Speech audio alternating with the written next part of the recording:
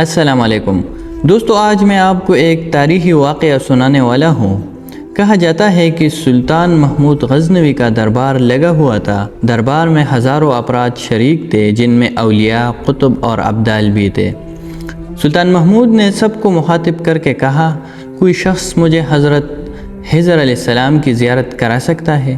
سب خاموش رہے۔ دربار میں بیٹھا ایک غریب دیہاتی کھڑا ہوا اور کہا کہ میں زیارت کرا سکتا ہوں۔ سلطان نے شرائط پوچھی تو عرض کرنے لگا کہ 6 ماہ دریا کے کنارے چلہ کاٹنا ہوگا، لیکن میں ایک غریب آدمی ہوں، میرے گھر کا خرچہ بھی آپ کو اٹھانا ہو۔ سلطان نے شرط منظور کر لی۔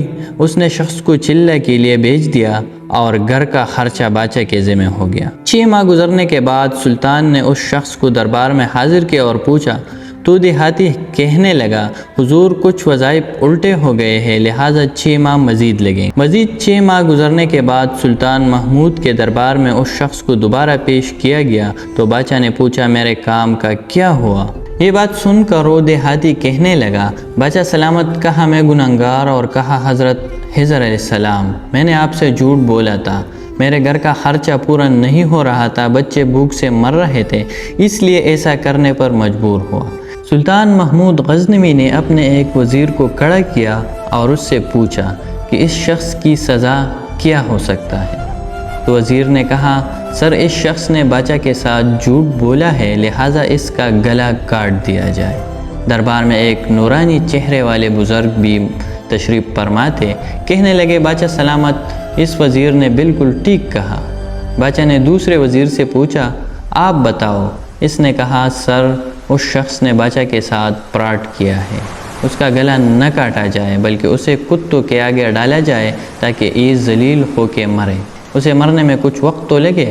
دربار میں بیٹھے اسی نورانی چہرے والے بزرگ نے کہا، بادشاہ سلامت، یہ وزیر بالکل ٹھیک کہہ رہا ہے۔ تو سلطان محمود غزنوی نے اپنے پیارے غلام ایاز سے پوچھا، تم کیا کہتے ہو اس بارے میں؟ ایاز نے کہا، بادشاہ سلامت، آپ کی بچائی میں 1 سال ایک غریب کے بچے پلتے رہے، آپ کے خزانے میں کوئی کمی نہیں آئی، اور نہ ہی اس کے جھوٹ سے آپ کی شان میں کوئی فرق پڑا۔ اگر میری بات مانے تو اسے معاف کر دے، اگر اسے قتل کر دیا تو اس کے بچے بھوک سے مر جائیں گے۔ ایاز کی یہ بات سن کر محفل میں بیٹھا وہی نورانی چہرے والا بابا کہنے لگا، ایاز بالکل ٹھیک کہہ رہا ہے۔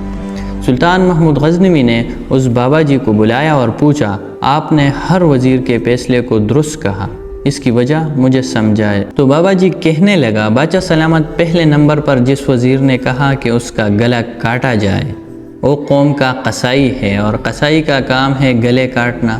اس نے اپنا خاندانی رنگ دکھایا، غلطی اس کی نہیں آپ کی ہے کہ آپ نے ایک قصائی کو وزیر بنا لیا۔ دوسرا، جس نے کہا اسے کتوں کے آگے ڈالا جائے، اس وزیر کا والد بچاؤ کے کتے نہلایا کرتا تھا، کتوں سے شکار کھیلتا تھا، اس کا کام ہی کتوں کا شکار ہے، تو اس نے اپنے خاندان کا تعارف کرایا۔ آپ کی غلطی ہے کہ ایسے شخص کو وزارت دی، جہاں ایسے لوگ وزیر ہو وہاں لوگوں نے بھوک سے ہی مرنا ہے۔ اور تیسرا، ایاز نے جو فیصلہ کیا تو سلطان محمود سنو، ایاز سید زادہ ہے۔ سید کی شان یہ ہے کہ سید اپنا سارا خاندان کربلا میں ذبح کرا دیتا ہے مگر بدلہ لینے کا کبھی نہیں سوچتا۔ سلطان محمود اپنی کرسی سے کھڑا ہو جاتا ہے اور ایاز کو مخاطب کر کے کہتا ہے، ایاز تم نے آج تک مجھے کیوں نہیں بتایا کہ تم سید ہو؟ تو ایاز کہتا ہے کہ آج تک کسی کی اس بات کا علم نہ تھا کہ ایاز سید ہے، لیکن آج بابا جی نے میرا راز کھولا، آج میں بھی ایک راز کھول لیتا ہوں۔ اے بادشاہ سلامت، یہ بابا یہی حضرت خضر علیہ السلام